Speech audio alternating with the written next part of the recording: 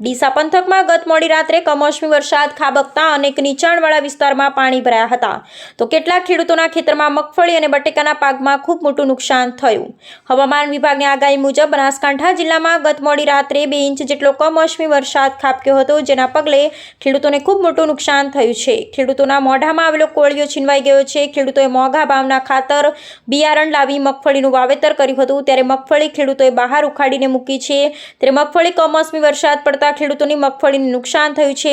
સાથે સાથે ખેડૂતોએ શિયાળુ પાકનું વાવેતરની શરૂઆત કરી દીધી છે, જેમાં ખાસ કરી ડીસામાં ખેડૂતોએ બટેકાનું વાવેતર કર્યું અને 2 થી 3 દિવસ થયા અને ત્યારબાદ કમોસમી વરસાદ થયો અને આ વરસાદી પાણી ખેતરમાં ભરાયા છે, જેને કારણે ખેડૂતોએ મોંઘા ભાવનું જે બિયારણ અને ખાતર લાવી ખેતી કરી હતી તેમાં પાણી ભરાઈ જતા ખેડૂતોએ હવે બિયારણ સડી જવાની પીંધી સેવાઈ રહી છે। ખેડૂતો કહી રહ્યા હતા કે હવે લાખો રૂપિયાનું નુકસાન થઈ રહ્યું છે, તેથી સરકાર દ્વારા પેકેજ જાહેર કરી ખેડૂતોને સહાય કરવામાં આવે તો જ ખેડૂત જીવી શકે તેમ છે, નહીતર હવે ખેડૂત ખેતી કરી શકે તેમ નથી। 2025નું વર્ષ તો ફેલ હતું।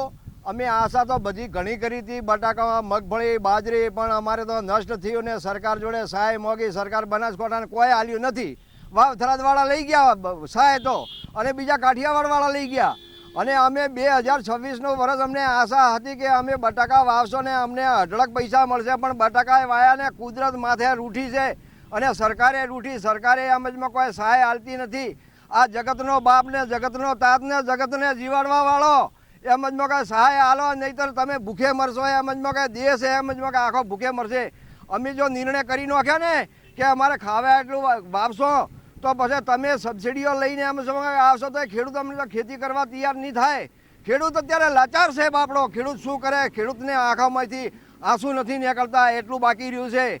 એટલે ખેડૂતને સહાય આલો ને આ જગતના તાતને જીવાડો, અને તમે સર્વે બર્વેની વાત છોડી દો। સર્વે શું કરવાનું હોય?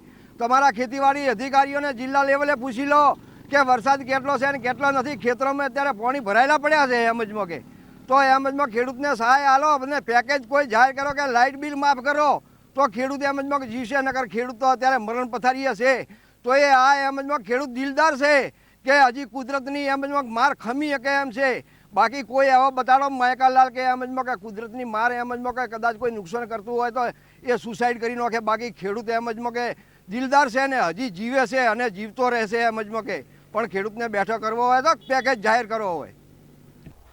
અમે આખો પરિવાર છેલ્લા 4 મહિનાથી કાળી મજૂરી કરી છે। હાલ અમારા મોઢામાં કોળિયો આવ્યો છે, પણ આ કોળિયો કુદરતે છીનવી લીધો છે। આ કુદરતી માવઠું હવે આમાં કુદરતની મહેર ગણો કે કહેર ગણો, એના લીધે અમારા આખા પાકનું નુકસાન થયું છે। અમારા વ્યવહારો કેવી રીતના સાચવવા એ અમને ખબર પડતી નથી। તો અમારી સરકારને એક માગણી છે કે તમે આ સર્વે કરાવડાવો, અને અમને સર્વે કર્યા પછી અમારે જે ખર્ચો થયો છે એ મૂળ ગમે તેટલો પણ થોડો ઘણી વળતર આલે ને એવી અમારી માગણી છે। ખર્ચો 1-8 લાખ રૂપિયા ઉપર થયો છે, અને અમારી ખુદની મજૂરી તો એમને એમ જ ગઈ।